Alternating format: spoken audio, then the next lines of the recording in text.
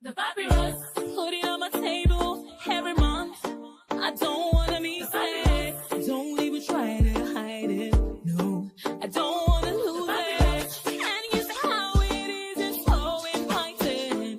The papyrus, we're all so alive. The papyrus. Hello, welcome to the Papyrus TV News Update. First, the headlines. Tinubu inherited a struggling healthcare sector.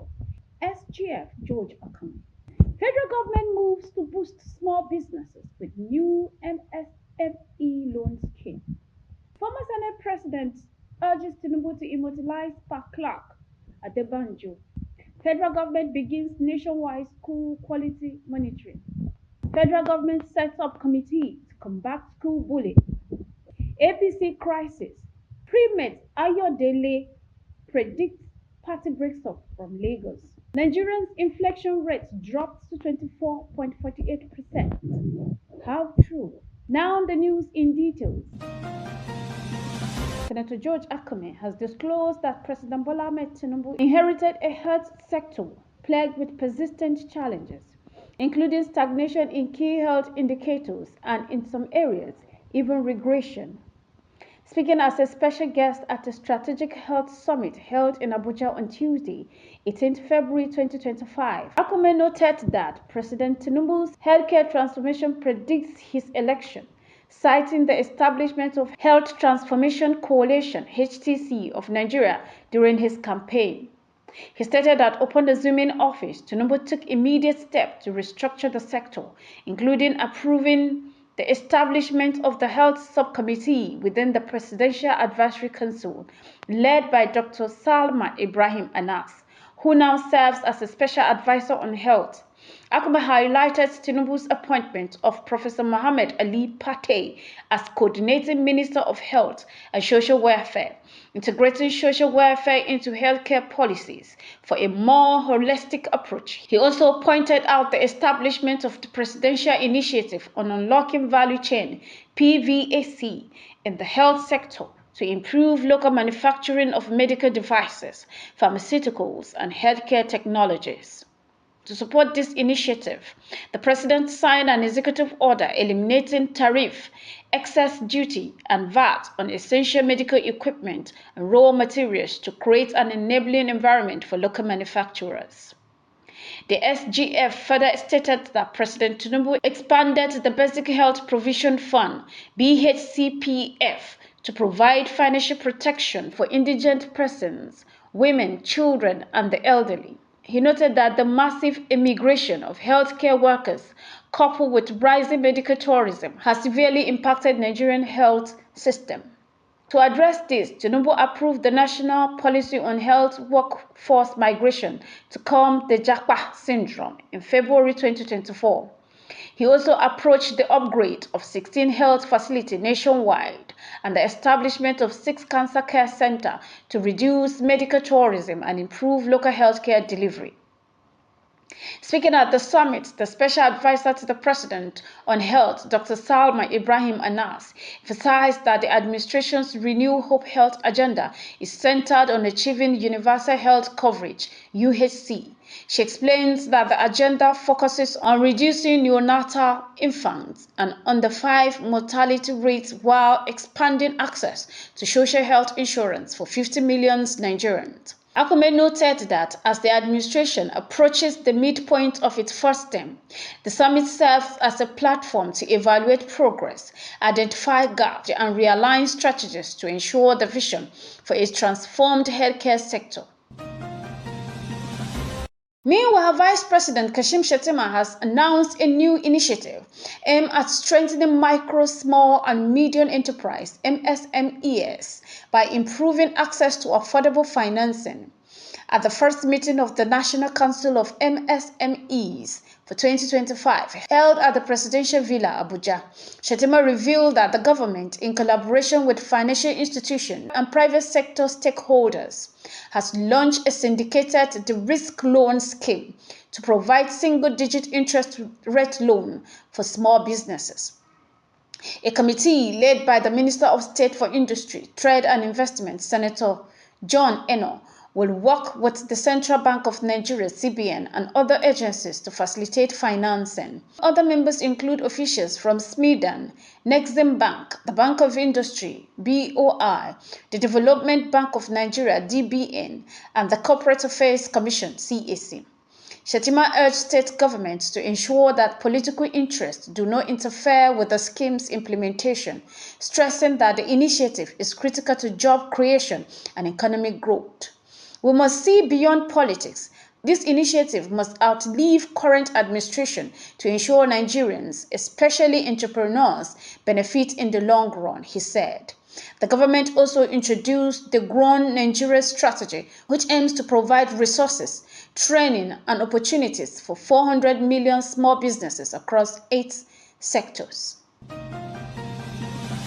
Moving on, former Senate President Senator David Mark has called on President Bola Ahmed Tinubu to immortalize former Federal Commissioner for Information Pa Edward Kaigbodo Clark and elder statesman Pa Ayo Adebanjo in recognition of their selfless service and contribution to Nigeria.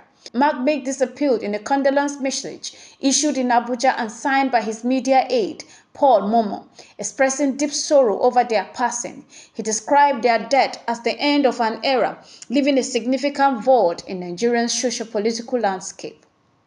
He hailed Clark and Adebanjo as the last of the nation's conscience who dedicated their lives to advocating for a just and progressive Nigeria. According to Mark, both elder statesmen fought tirelessly for an egalitarian society free from oppression and marginalization.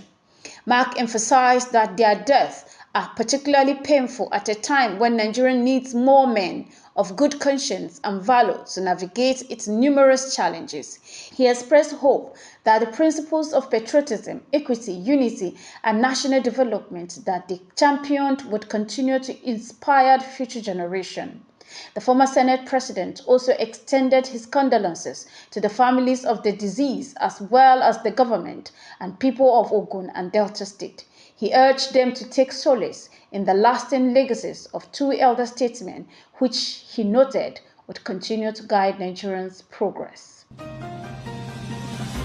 In another development, the Federal Ministry of Education has established a 7-member committee to tackle bullying in Nigerian schools, reaffirming its commitment to student welfare and a safe learning environment.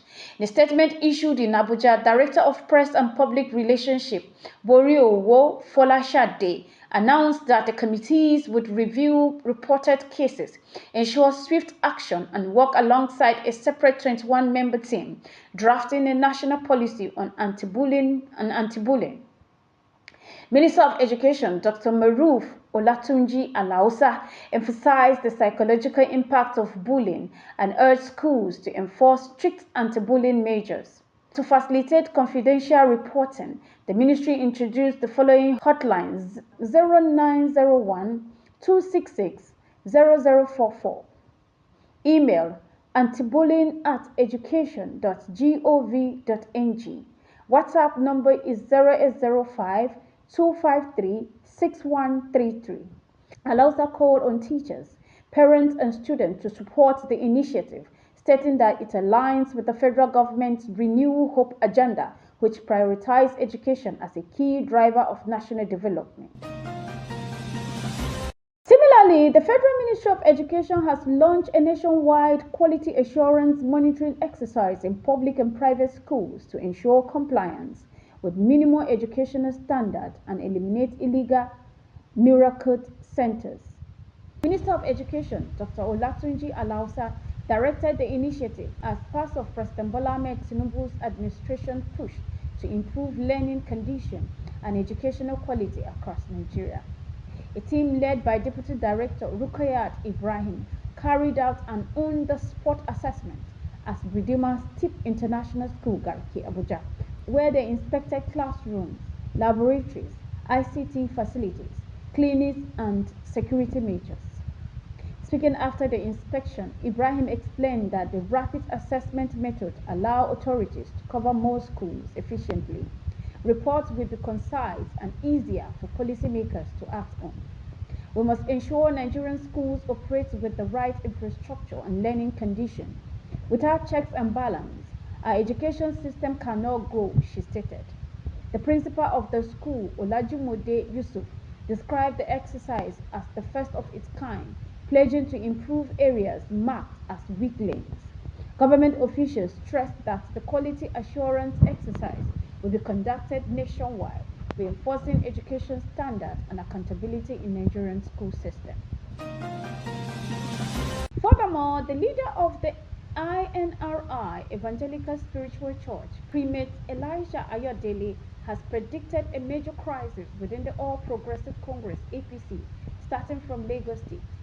In a statement by his media aide, Osho Oluwatosin, Ayodele warned that the force holding APC together will let go, leading to an inevitable split.